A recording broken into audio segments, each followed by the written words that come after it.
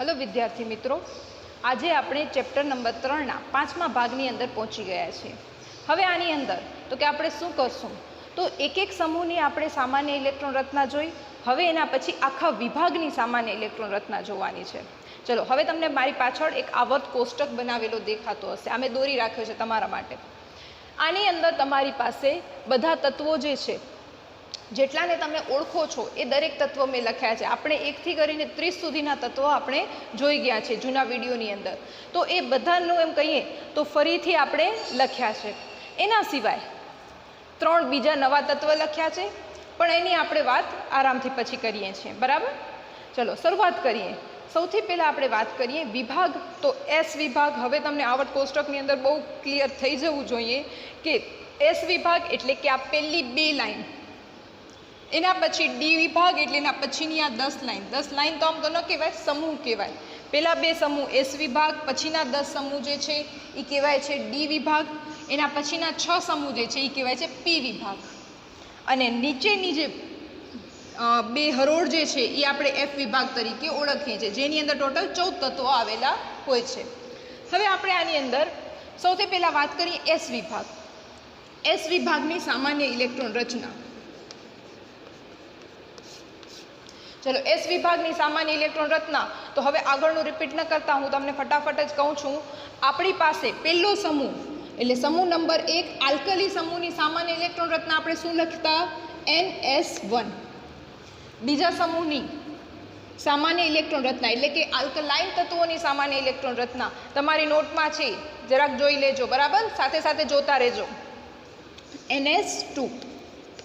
હવે આખા એસ વિભાગની કેવી હોય તો શું થાય તો કે એન તો આવશે, એસ આવશે, પણ 1 અથવા 2 ગમે તે હોઈ શકે।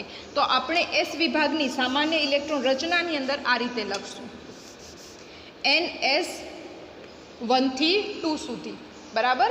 આ આપણી સામાન્ય ઇલેક્ટ્રોન રચના અત્યારે સમજી લેજો, પછી બધાની વિભાગની ઇલેક્ટ્રોન રચના એકસાથે હું તમને લખાવી દઈશ। ચલો હવે એના પછી આપણે આગળ વાત કરીએ પી વિભાગ માટે।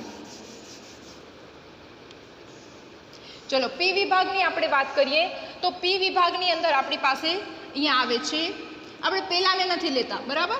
આ નંબર 1 2 3 4 આ તમારો આવર્ત દર્શાવે છે। જેમ કે લિથિયમ છે તો લિથિયમ માટે આપણે લાગુ પડશે 2s, બેરિલિયમ છે તો એના માટે લાગુ પડશે 2s, અહીંયા આવશે 2s1, અહીંયા આવશે 2s2, બરાબર। તો હવે એવી જ રીતે આ બીજા નંબર ઉપર કોણ આવેલું છે, બીજા આવર્તની અંદર કોણ આવેલું છે તો એ છે બોરોન। હવે આની ઇલેક્ટ્રોન રચના લખવી હશે તો 5 માટે પહેલાં 4 તો ભરવા જ પડશે, એટલે કે 1s2 2s2 તો આવશે। એના પછી શું આવશે તો કે એના પછી આવશે 2p1। પી કક્ષકની કેપેસિટી કેટલાની છે? 6 ઇલેક્ટ્રોનની। તો એના પછી કાર્બન લેવો હોય તો 2p2, માત્ર આપણે બાહ્યતમ કક્ષકની જ વાત કરીએ છીએ અત્યારે। 2p1 2p2 2p3 2p4 2p5 અને 2p6। એવી જ રીતે એના પછીનો જો જોશો તો આ સોડિયમ મેગ્નેશિયમ, તો અહીંયા આવશે તમારી પાસે 3s1 3s2, પછી 3p1 3p2 3p3 3p4 3p5 અને 3p6 આવશે। તો હવે એનો અર્થ શું થયો કે જેટલા તમારા n નંબર એટલે કે n તરીકે 2 હોય 3 હોય, NS હશે એટલા જ NP પણ લાગુ પડશે, બરાબર। હવે અહીંયા એસ જે છે એ તો હંમેશા 2 જેટલો ભરેલો જ હશે, કારણ કે પી વિભાગમાં જવું છે તો કૂદકો તો મરાશે નહીં। એસ કક્ષક આખી ભરાશે એટલે NS2 તો આવશે જ, અને એના પછી તમારી પાસે શું આવશે તો કે 1 થી કરીને 6 સુધી ગમે તે આંકડો હોઈ શકે, એટલે 1 2 6। આ તમારી પી વિભાગની સામાન્ય ઇલેક્ટ્રોન રચના, બરાબર। આ બધું ચોપડીમાં તમારી પાસે ડાયરેક્ટ હતું, એટલા માટે આપણને આગળના વિડીયોની અંદર બધું સમજી લીધું છે। હવે આપણને આની અંદર કોઈ કન્ફ્યુઝન થશે નહીં। હવે એના પછી આપણે વાત કરીએ ડી વિભાગની।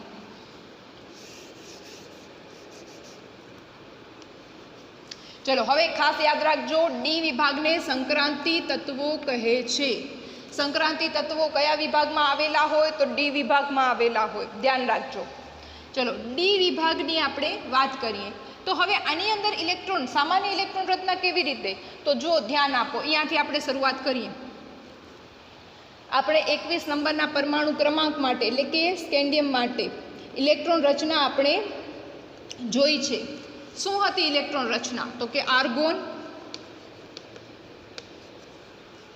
એના પછી તો કે 4 નંબર એટલે કે 2s કક્ષા ભરાશે એટલે કે 4s2, અને તમને યાદ હશે આપણે છેલ્લા વિડીયોની અંદર ડી કક્ષાની અંદર ઇલેક્ટ્રોન ભરતા હતા તો 3d, અને 21 ટોટલ ઇલેક્ટ્રોન હોવાથી 18, 19, 20 અને 21. બરાબર, આ રીતે આપણે ઇલેક્ટ્રોન રચના લીધેલી છે. આપણે 10 તત્વોની ઇલેક્ટ્રોન રચના લીધી હતી, 21થી કરી અને 30 સુધીની. તો હવે બધામાં ફરક ક્યાં પડશે? તો કે અહીંયા ડી જે છે એ ઉપરનો 1થી કરીને 10 સુધી જશે, પણ સાથે એક ટર્નિંગ પોઈન્ટ. જો તમને યાદ હોય તો આપણે અપવાદની વાત કરી હતી ક્રોમિયમ માટે. ક્રોમિયમની ઇલેક્ટ્રોન રચના આપણે આ રીતે લખી હતી, આર્ગોન, પછી 4s1 અને 3d5 લખી હતી. બરાબર, આપણે 4s2 3d4 નથી લખી. શા માટે? તો કે 5 અવસ્થા જે છે એ સ્થાયી અવસ્થા છે એટલા માટે. બરાબર, તો હવે આના ઉપરથી હવે તમે વિચાર કરો તો તમારી પાસે એસમાં 1 પણ હોઈ શકે, 2 પણ હોઈ શકે. ડીની અંદર તો આપણે ખબર જ છે 1થી કરીને 10 સુધી ગમે તે હોઈ શકે. પણ ખાસ ધ્યાન રાખવાની વસ્તુ, આને જો હું n કહીશ તો આ એનાથી એક આંકડો ઓછો હોવાથી મને શું કહેવું પડશે? n-1. તો હવે સામાન્ય ઇલેક્ટ્રોન રચના ખાસ ધ્યાન રાખજો. સામાન્ય ઇલેક્ટ્રોન રચનાની અંદર આગળના નિષ્ક્રિય તત્વો દર્શાવતા નથી, માત્ર બાહ્યતમ કક્ષા જ. તો ns 1થી કરીને 2 સુધી ગમે તે હોઈ શકે. એ બે જ જગ્યાએ આવે છે, આપણને ખબર છે કઈ જગ્યાએ આવે છે. ક્રોમિયમમાં આવે છે અને પછી પાછળ કોપરમાં આવે છે. ચલો, n-1 અને ડી 1થી કરીને 10 સુધીનું. બરાબર, આ ડી વિભાગની સામાન્ય ઇલેક્ટ્રોન રચના. હવે એના પછી એફ વિભાગ માટે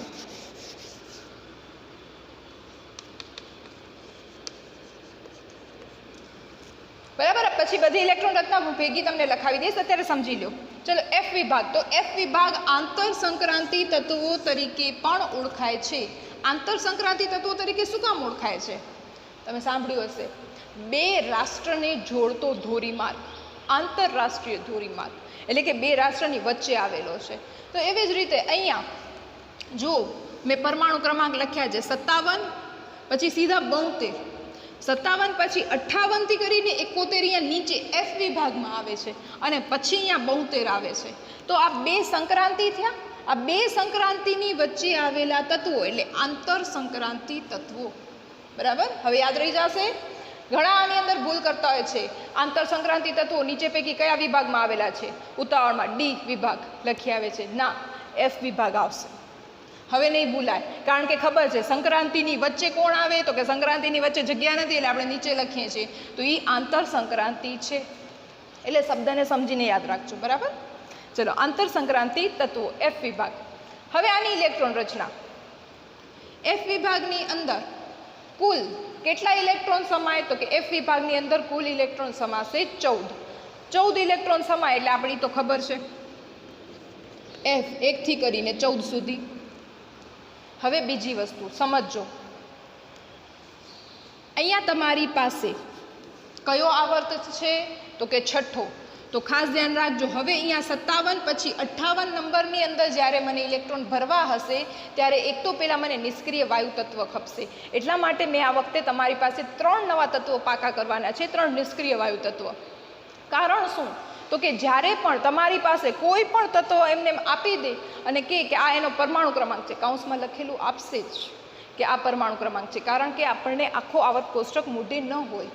બરાબર, આગળ નીટ જેની કોમ્પિટિટિવ એક્ઝામ આપો કે ગમે તે એક્ઝામ આપો, કોઈ પણ તત્વ તમને જો પૂછે એની ઇલેક્ટ્રોન રચના નીચે પૈકી કયો ઓપ્શન સાચો છે, તો એના માટે તમને આ ખબર હશે તો તમે નક્કી કરી શકશો.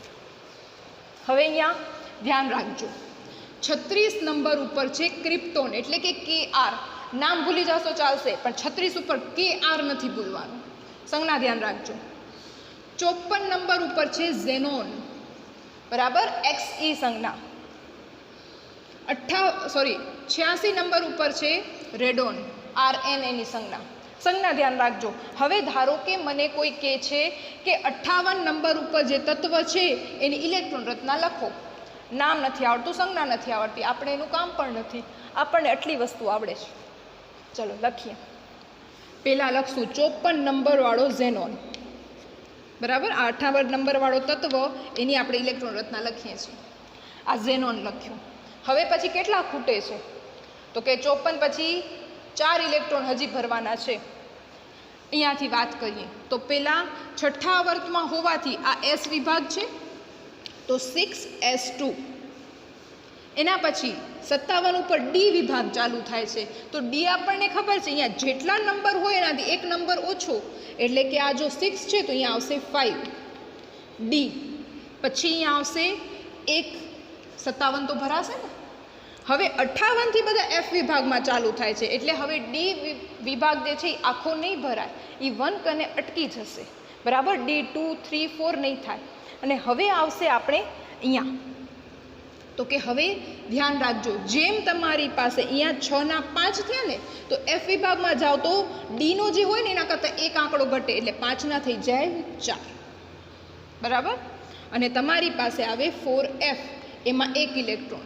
તો આ 54, 55, 56, 57 અને 58. તો 58 નંબરના તત્વની આ ઇલેક્ટ્રોન રચના. હવે એવી જ રીતે 58 પછી આપણે જો વાત કરીએ 59 નંબર માટે, 59 નંબર માટે પણ એ જ વસ્તુ, આ 54, 55, 56, 57 અને હવે થઈ જશે 4f2. બરાબર, એના પછી 60 માટે વાત કરીએ તો 60 માટે તરત જ આપણે શું કરશું? 4f3. હવે 61 માટે 4f4.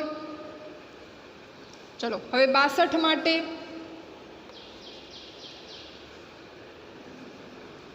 4f5. ચલો હવે 63 માટે વાત કરીએ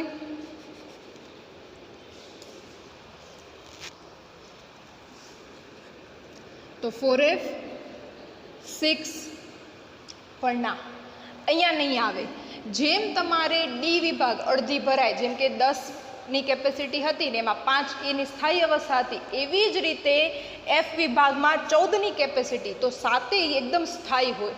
હવે એને સ્થાયી થવું છે, શું કરશે? તો એક ઇલેક્ટ્રોન ક્યાંકથી ખેંચી શકાય તો કે આ ડીને શું કરી નાખશે? 0 કરી નાખશે. કારણ કે એની આગળની કક્ષકમાંથી જ ખેંચી શકે. તમે કહો એસમાંથી ખેંચશે તો એ શક્ય નહીં બને. બરાબર, તો હવે અહીંયા શું થઈ ગયું? 7.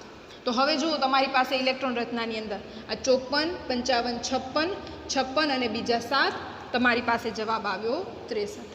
બરાબર, ચલો તો આ રીતે તમારી પાસે એમ કહીએ તો ઇલેક્ટ્રોન રચના આવે છે. તો હવે આની અંદર જોયું, હવે એના પછીનો જેવો તત્વ આવશે 64 ઉપર, તો 64 ઉપર વળી તમે શું કરશો?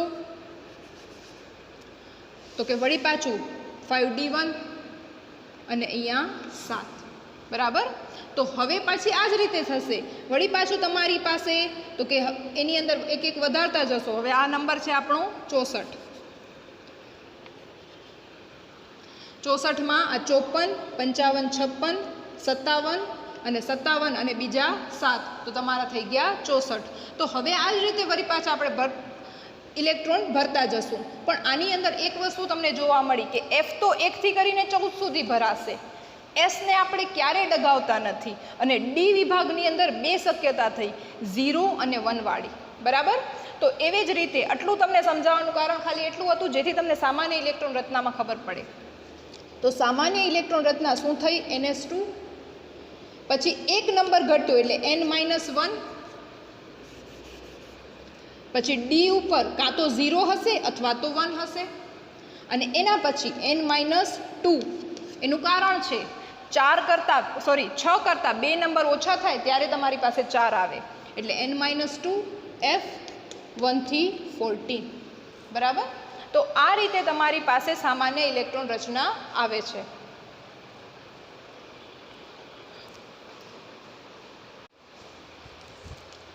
ચલો હવે તમારી પાસે મેં આ સામાન્ય ઇલેક્ટ્રોન રચના લખી રાખી છે. બરાબર, આ ખાસ તમારી નોટમાં લખી રાખજો. જો ફરીથી એસ વિભાગ, NS, 1 અથવા 2 એટલે 1 થી 2. પી વિભાગ તો એસ આખી ભરેલી હોય, NH2 એ જ જે એન અહીંયા હોય એ જ એને અહીંયા લાગુ પડે, પી 1 થી કરીને 6 સુધી. ડી વિભાગની વાત કરીએ તો ડી વિભાગ પહેલાં ભરાય પછી પી આવે, એટલે પી તો ખાલી હોય તો એને લખવાનો મતલબ નથી, બરાબર. ચલો તો NS 1 થી 2, N-1, ડી 1 થી કરીને 10 સુધી. હવે આ 1 અથવા 2 શું કામ છે એ તમને ખબર પડી ગઈ છે. ડી વિભાગને સંક્રાંતિ તત્વો તરીકે પણ ઓળખાય છે, આ ધ્યાન રાખજો. એફ વિભાગ તો એફ વિભાગની અંદર NH2 S2 આખી ભરેલી જ રહેશે. ડી વિભાગમાં ક્યારેક એવું થશે 0 હશે અથવા તો 1 હશે, અને એની અંદર એ હંમેશા n કરતાં 1 નંબર નાની, જેમ કે આપણે એનામાં જોયું હતું 6 હતા તો અહીંયા 5 આવ્યા, અહીંયા 2 નંબર નાની એ 6 હતા તો 4 આવે એટલે N-2. એફ 1 થી કરીને 14 સુધી એટલે 1 થી 14 સુધીના તત્વ ભરાશે, અને એફ વિભાગ જે છે એ આંતર સંક્રાંતિ તત્વો તરીકે ઓળખાય છે. ચલો હવે આની અંદર બીજી કેટલીક વાત આપણે કરીએ. આટલી વાત તમને ખબર પડી ગઈ છે. હવે એફ વિભાગ વિશે થોડીક વાત આપણને કરવી છે. એફ વિભાગની અંદર તમારી પાસે એમ કહીએ તો આવે છે યુરેનિયમ. યુરેનિયમનો પરમાણુ ક્રમાંક છે ને 92 છે. હવે યુરેનિયમથી નીચેના જે તત્વો છે એ મોટે ભાગે કુદરતની અંદર સ્થાયી અવસ્થામાં પ્રાપ્ત થઈ જાય છે, પણ યુરેનિયમથી આગળ જેમ વધીએ એટલે કે 93 કે એનાથી ઉપર જાય છે તો આ તત્વો ખૂબ જ રેડિયો સક્રિય હોવાથી ઝડપથી પ્રાપ્ત થતા નથી. કારણ કે સક્રિય હોવાથી શું થાય છે, એ તરત જ પોતે પોતાનું જ એમ કહીએ તો વિઘટન કરી નાખે, પોતે પોતાને તોડી નાખે અને બીજા નાના પરમાણુમાં ફેરવાઈ જાય, એટલે પરમાણુ ક્રમાંક ઘટી જાય છે, બરાબર. તો એક વસ્તુ તમારી ચોપડીમાં આવેલી છે, યુરેનિયમ પછીના તત્વો કયા નામે ઓળખાય? તો યુરેનિયમ પછીના તત્વો અણુ યુરેનિયમ તરીકે ઓળખાય છે. ખાસ ધ્યાન રાખજો, યુરેનિયમ પછીના, બરાબર, ભૂલાય નહીં. જો કોઈને પૂછવું હોય તો ફેરવીને એમ પણ પૂછી શકે કે પરમાણુ ક્રમાંક 92 પછીના જે તત્વો છે એ કયા નામે ઓળખાય છે? તો 92 પછીના જે તત્વો છે અણુ યુરેનિયમ તત્વો તરીકે ઓળખાય છે. આ વસ્તુ ધ્યાન રાખજો, બરાબર. આ પૂછાતી હોય છે ઘણીવાર ઓબ્જેક્ટિવની અંદર, બેઠો ઓબ્જેક્ટિવ છે. યુરેનિયમ પહેલાંના તત્વો માટે કોઈ સ્પેશિયલ નામ નથી, પણ યુરેનિયમ પછીના તત્વો એટલે કે 92 થી ઉપરનો પરમાણુ ક્રમાંક ધરાવતા તત્વો અણુ યુરેનિયમ તત્વો તરીકે ઓળખાય છે. હવે આપણે આગળ વાત કરીએ. જ્યારે ઘણા બધા પરમાણુઓની શોધ થવા લાગી, બરાબર, ઉપરના તત્વો અસ્થાયી છે. આ અસ્થાયી તત્વો જે છે એ એમ કહીએ તો એને જો મેળવવા હોય તો એને લેબોરેટરી એટલે કે પ્રયોગશાળાની અંદર બનાવવામાં આવે. પ્રયોગશાળાની અંદર આપણે તત્વ બનાવીએ છીએ, એ તત્વની ખાતરી થાય અને એના પછી એને નામ અપાય. હવે અહીંયા એક બીજો પ્રશ્ન ઊભો થાય છે, જે લેબોરેટરી તત્વ બનાવે છે અથવા જે વૈજ્ઞાનિક એ તત્વ બનાવે છે એ પોતાનું નામ આપી દે છે, બરાબર. હવે એવું થયું, એક તત્વ હતો 104 નંબરનો. આ 104 નંબરનો તત્વ જે છે એના નામ માટે તો કે અમેરિકાની અંદર એની જ્યારે શોધ થઈ ત્યારે એનું નામ જે છે રુથરફોર્ડિયમ આપવું એવું કહેવામાં આવ્યું. એને કીધું રુથરફોર્ડિયમ એનું નામ. સંશોધન બધી જગ્યાએ ચાલુ હોય છે. આજ હું અહીંયા લેબમાં કામ કરતી હોઈશ તો બીજાને ના થોડીને પાડી દઈશ, તો ત્યાં પણ બીજા દેશોની અંદર પણ લેબમાં કામ થતું હોય, એ લોકો પણ આ જ રીતનું સંશોધન કરતા હોય, તો ત્યાં પણ બીજી જગ્યાએ એટલે કે સોવિયેટ દેશની અંદર આ 104 નંબરનો શોધાયો અને એણે જે છે એનું નામ જે છે એ આપ્યું કુર્ચાટોવિયમ. મોટે ભાગે આ જે નામ છે વૈજ્ઞાનિકોના નામ અથવા તો જે લેબની અંદર જે લેબોરેટરીની અંદર આ કામ થતું હોય એ લેબોરેટરીનો નામ ઉપરથી આપવામાં આવતું હોય છે. તો હવે આ એક નામ માટે સંઘર્ષ પેદા થયો. અત્યારે હાલમાં 104 માટે IUPACએ નક્કી કર્યું છે કે રુથરફોર્ડિયમ નામ આવશે. IUPAC જે છે આ ઇન્ટરનેશનલ લેવલની એક સંસ્થા છે જે નામ નક્કી કરે છે. જ્યારે એના ઉપર એના સહી સિક્કા મારે ત્યારે એ નામ ફાઇનલ થાય છે. હવે આ બંને નામ ઉપર એમ કહીએ તો વાદ વિવાદ થયા. હવે આવા વાદ વિવાદને પહોંચી વળવા માટે IUPAC એક વ્યવસ્થા કરી. દરેક લેબોરેટરીને અથવા દરેક વૈજ્ઞાનિકને તત્વ શોધવાની છૂટ છે. શોધો, શોધ્યા પછી તો કે તમે IUPACની અંદર એના માટે એમ કહીએ તો એના પુરાવા સાથે કે અમે આ તત્વ શોધ્યો છે, આ રીતે નિર્માણ પામે છે, એ બધું જમા કરાવો અને એના માટે અમને કયું નામ રાખવાની ઈચ્છા છે એ સહિતના બધા એમ કહીએ તો કાગળિયા જમા કરાવવાના. એના પછી IUPAC નક્કી કરશે કે શું કરવામાં આવશે. હવે IUPAC નવરી તો બેઠી નથી અને સંશોધનકર્તાઓ જ્યાં સુધી IUPACનો જવાબ ના આવે ત્યાં સુધી એ પણ બેઠા નહીં હોય. તો ત્યાં સુધી એ તત્વ ઉપર સંશોધન થાય, એ તત્વો વિશે બીજી માહિતીઓ નક્કી થાય, એમ કહીએ તો એના બીજા ગુણધર્મો વિશેની માહિતી મેળવવી હોય તો ત્યાં સુધી એને કયા નામે બોલવાનું? આપણે પોતાના મનમરજીના નામ તો ચાલે નહીં. તો એના માટે IUPAC એક નિયમ આપ્યો કે જ્યાં સુધી અમે નક્કી ન કરીએ ત્યાં સુધી તમે એને એક અમે ચોક્કસ રીત દર્શાવીએ છીએ, એ રીત પ્રમાણે તમારે એને નામ આપવાનું. બરાબર. હવે એ રીત શું હતી આપણે જોઈએ.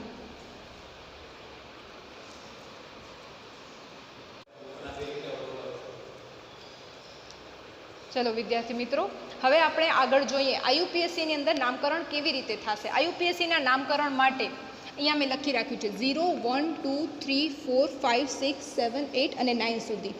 દરેક અક્ષર એમ કહીએ તો દરેક આંકડા માટે એને ચોક્કસ સંજ્ઞા આપી. એટલે કે જ્યારે 0 હોય ત્યારે નીલ NIL નો ઉપયોગ કરવાનો, 1 હોય ત્યારે UN, 2 હોય ત્યારે બાય BI, 3 હોય ત્યારે ટ્રાય TRI, 4 હોય ત્યારે QUAD ક્વાડ બોલાય છે આને, 5 હોય ત્યારે પેન્ટ PENT, 6 હોય ત્યારે હેક્સ HEX, 7 હોય ત્યારે સેપ્ટ SEFT, 8 હોય ત્યારે ઓક્ટ OCT અને 9 હોય ત્યારે ENN ઇન તરીકે ઓળખાય છે. અને આ બધા પાછળ છેલ્લે લગાડવાનું ઈયમ. ગુજરાતીની અંદર આપણે ઈયમ કહીએ પણ સ્પેલિંગની અંદર IUM. આ બધા યમ જેવા છે એટલે ઈયમ, યમ લગાડી દેવાનો. હવે આમાં અત્યારે કેવી રીતે નામકરણ કરવું તો એ નહીં ખબર પડી હોય. જરાક ઉદાહરણ લઈએ. ઉદાહરણ તરીકે આપણે લઈએ 101. બરાબર. 100 સુધીના તત્વો તો એમ કહીએ તો આપણે બધાના નામકરણ થઈ ગયા છે. એમ તો 107 સુધી નામકરણ થઈ ગયા છે. પણ આપણે જે IUPACનું નામકરણ છે એ કઈ રીતે કરીએ છીએ એની વાત કરીએ. તો જુઓ અહીંયા 1, 0 અને 1 છે. તો 1 ઉપર કોણ છે તો કે 1 માટેની સંજ્ઞા UN, તો UN. 0 તો કે નીલ NIL. વળી પાછો 1 તો 1 માટે આવે UN અને પાછળ આપણો આ પ્રત્યય એટલે કે ઈયમ. હવે આને બોલવાનો પ્રયત્ન ન કરજો નહીં તો અડધા તોતડા થઈ જશો. બરાબર. આને આપણે બોલવાનું નથી. આ જ રીતે સ્પેલિંગ સ્વરૂપે જ જવાબ લખાય છે. ઓપ્શનમાં પણ આ જ રીતે દર્શાવે છે. આ શું થયું તો કે આ છે એનું નામ. હવે એની સંજ્ઞા શું છે? કારણ કે આપણે દરેક તત્વને શું આપીએ? સંજ્ઞા આપીએ. નામ તો આપણે લાંબા પડે. તો એની સંજ્ઞા શું છે તો કે હંમેશા 1, 0 અને 1. તો આ UN છે તો એનો પેલો U, પછી 0, 0 માટે નીલનો પેલો N, પેલો અક્ષર કેપિટલ પછીના સ્મોલ, એના પછી 1 તો વળી UN માટેનો U. તો આ પેલા એટલે કે 101 નંબરના જે તત્વ છે એનું નામ અને સંજ્ઞા આવી ગયા. જ્યાં સુધી આગળ બીજી કોઈ પણ વસ્તુ નહીં આવે એટલે કે એનું નામ ફાઇનલ નહીં થાય ત્યાં સુધી આ જ રીતે ઓળખાશે. બરાબર. હવે એવી જ રીતે આપણે બીજા તત્વ લઈએ, વધારે ક્લિયર થશે.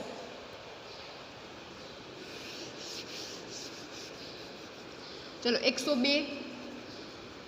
વળી પાછું 1 માટે તો કે UN, 0 માટે નીલ NIL, 2 માટે તો કે BI, પાછળ લગાવવાનો ઈયમ IUM. પણ ઓલરેડી I છે તો ડબલ નથી કરવાના, સીધો IUM લાગી જશે. બરાબર. આ તમારું નામ. સંજ્ઞા બનાવી છે તો હવે UN અને B. પેલા માટે U, બીજા માટે N, ત્રીજા માટે B. અને બધાનો પેલો અક્ષર જુદો છે એટલે એ દરેક અલગ આંકડો દર્શાવે છે. તો આ રીતે હવે એક તમારા માટે હોમવર્ક. 118 નંબરના તત્વ સુધી એટલે કે 101 થી કરી 118 તત્વ માટે તમે તમારી નોટમાં કોઠો બનાવશો. એમાં એક સાઈડ તમે પરમાણુ ક્રમાંક લખશો, બીજી સાઈડ નામ અને સંજ્ઞા. આ રીતે પરમાણુ ક્રમાંક,